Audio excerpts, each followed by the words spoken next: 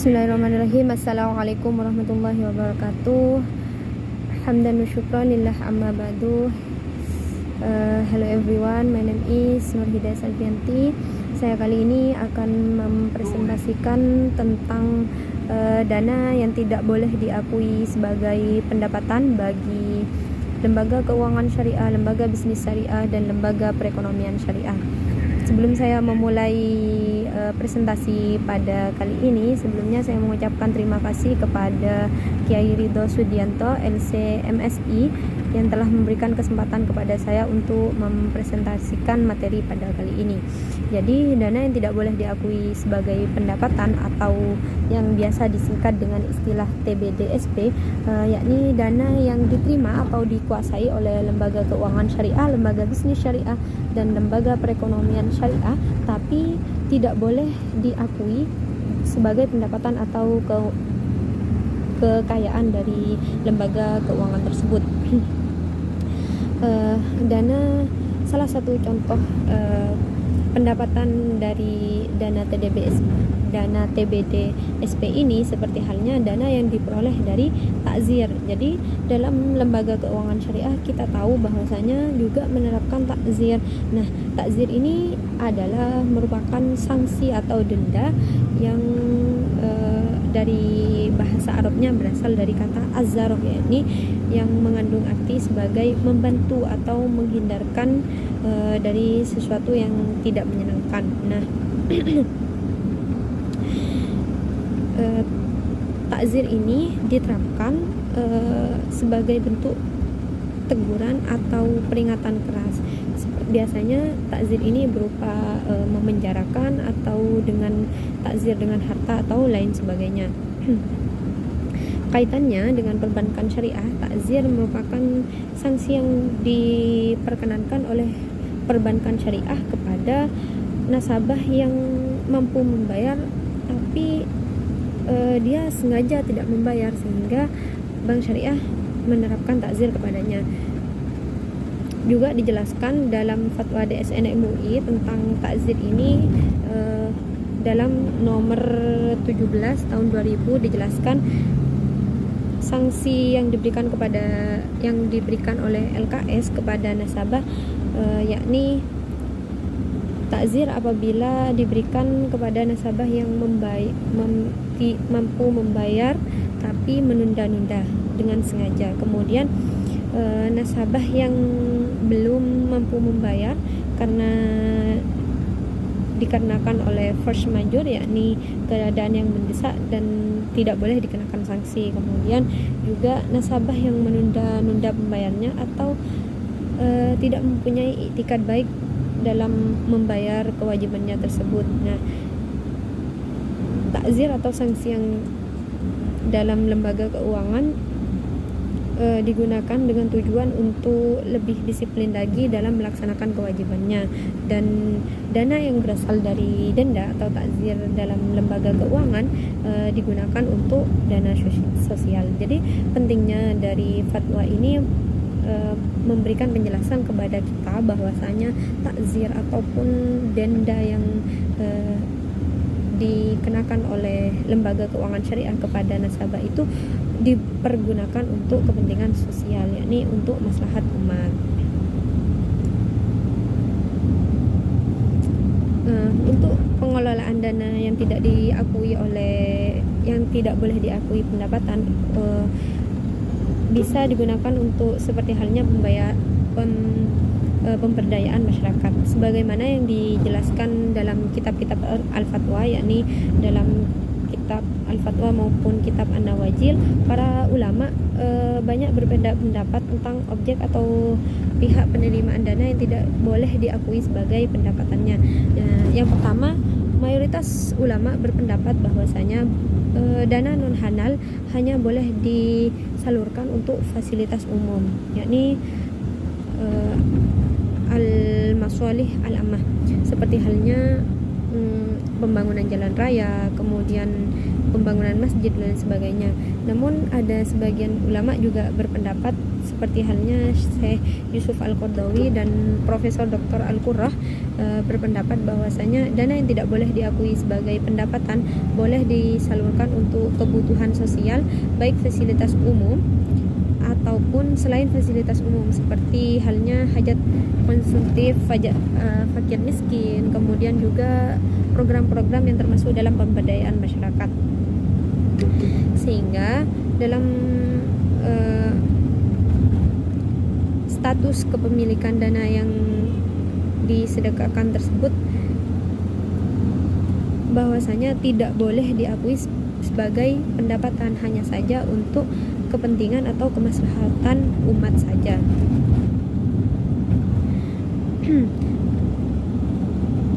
Bagi ulama yang membolehkan penyalurannya untuk seluruh kebutuhan sosial itu berdasarkan bahwa dana haram itu haram bagi pemiliknya tetapi halal bagi penerimanya, maka penerimanya bisa menggunakan dana tersebut untuk kebutuhan pribadinya, termasuk kebutuhan konsumtif maupun program pemberdayaan masyarakat.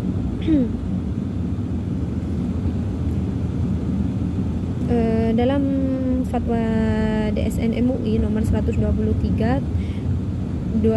tahun 2018,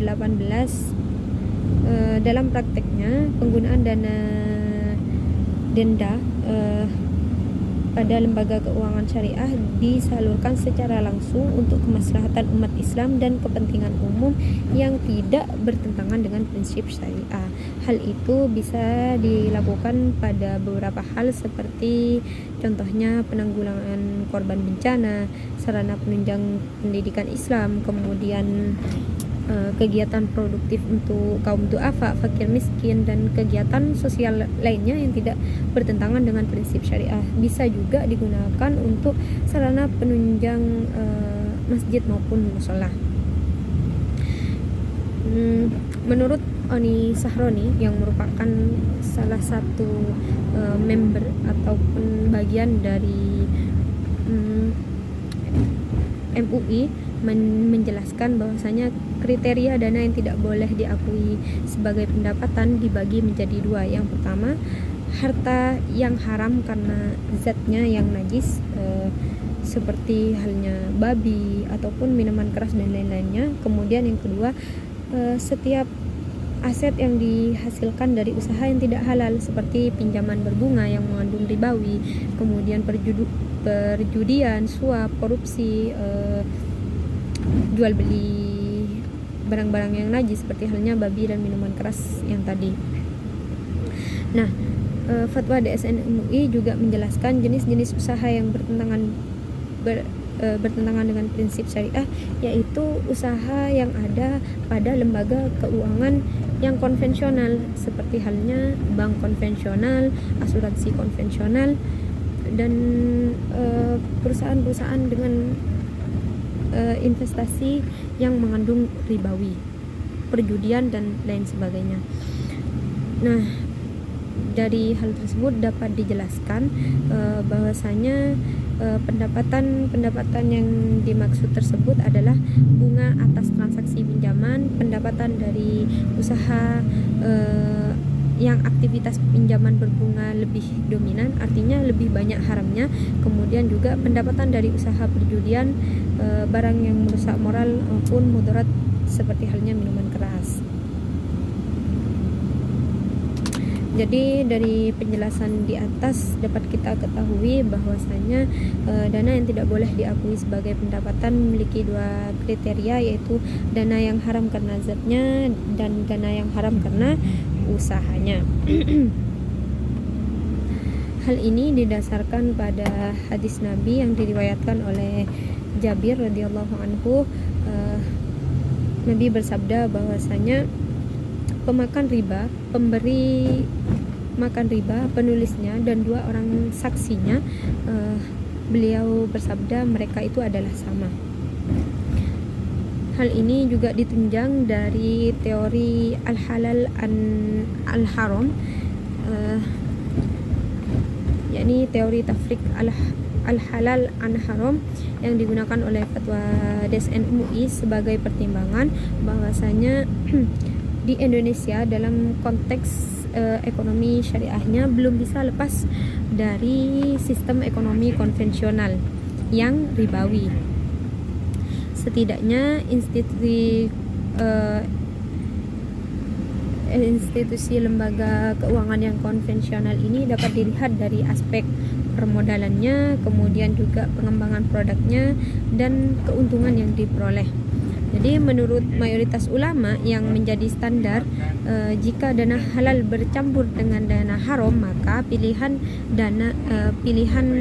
halal haramnya itu kepada yang lebih dominan. Banyak para ulama yang mengeluarkan pendapat tentang hal tersebut, yakni menurut Ibnu Nujaim, Imam An-Nawawi dan Imam Ibnu Taimiyah.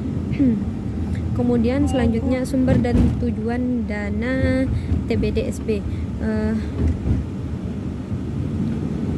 Dana yang tidak boleh diakui sebagai pendapatan biasanya dijelaskan dalam Fatwa DSN MUI diperoleh yang pertama dari takzir, kemudian yang kedua transaksi yang tidak sesuai dengan prinsip syariah, yang ketiga tidak diketahui pemiliknya namun biaya pengembaliannya lebih besar. Biasanya dicontohkan pada hasil lelang yang pada nasabah, di mana nasabahnya tidak diketahui ada di mana. Jadi dana tersebut bisa dimanfaatkan sebagai dana yang tidak boleh diakui pendapatannya. Kemudian juga transaksi syariah yang di kemudian hari diketahui bahwasanya nasabah tersebut menyalurkannya pada sesuatu yang bertentangan dengan syariah. Kaidah-kaidah dalam perlakuan dana yang bersumber dari aktivitas non halal didasarkan pada dana yang bersumber dari aktivitas non halal adalah setiap pendapatan yang bersumber dari transaksi yang dilarang oleh syariah seperti ribawi pada bunga. Kemudian ulama berpendapat bahwasanya harta tersebut adalah harta non halal, sedangkan sebagian modal atau pinjaman itu hukumnya halal. Kemudian pendapatan non halal tersebut tidak boleh digunakan oleh pemiliknya sebagai sumber tabungan ataupun deposito. Nah, jika hal tersebut terjadi, maka berdosalah bagi si pelakunya. Dan bagaimana untuk lembaga keuangannya? Maka kembali lagi, jika lembaga keuangannya mengetahui maka juga ikutkan berdosa, tapi jika tidak maka tidak apa-apa. Nah, tujuan dari dana TBDSB ini sesuai dengan Fatwa DSN MUI nomor 123 tahun 2018 dipaparkan bahwasanya dana TBDSB wajib digunakan atau disalurkan secara langsung untuk kemaslahatan umat Islam dan kepentingan umum yang tidak bertentangan dengan prinsip syariah. Biasanya bentuk-bentuk dari TBDSB ini diperbolehkan untuk bantuan sumbangan langsung yang bisa digunakan seperti halnya yang saya katakan tadi, bahwasanya penanggulangan korban bencana, kemudian sarana penunjang pendidikan Islam, seperti halnya pada sarana beribadah kita seperti masjid, musola dan lain sebagainya, pembangunan fasilitas umum yang berdampak pada sosial, kemudian sosialisasi, edukasi dan literasi ekonomi maupun keuangan dan bisnis syariah untuk masyarakat umum itu juga bisa digunakan. Juga beasiswa untuk siswa ataupun mahasiswa berprestasi yang kurang mampu dan kegiatan produktif bagi duafa maupun kaum fakir miskin. Nah, penggunaan dana yang tidak boleh diakui sebagai pendapatan ini tidak boleh digunakan pada hal-hal seperti halnya promosi produk ataupun iklan pada perusahaan maupun lembaga keuangan. Kemudian pendidikan ataupun pelatihan untuk karyawan, dan pembayaran pajak maupun zakat dan wakaf, kemudian pembayaran atau pelunasan tunggakan nasabah, dan kegiatan yang bertentangan dengan prinsip syariah. Nah, studi kasus yang dapat kita ambil, misalkan contoh dari sebuah lembaga keuangan syariah, yakni bank syariah. Kita tahu bahwasanya setiap bank syariah memiliki laporan keuangan. Nah, jika kita tahu, dilihat misalkan dalam laporan keuangannya tersebut masih ada penggunaan dana atau TBDSB ini untuk digunakan seperti halnya menggaji karyawan, kemudian pembayaran listrik pada bank tersebut, biaya fotokopi, biaya administrasi, biaya telepon, biaya internet, dan lain sebagainya, maka kita simpulkan bahwasanya penyaluran penggunaan dana yang tidak boleh diakui pendapatan pada bank ini belum sesuai dengan fatwa DSN MUI, sehingga dapat disimpulkan bahwasanya pendapatan di bank tersebut masih belum bisa melaksanakan apa yang difatwakan oleh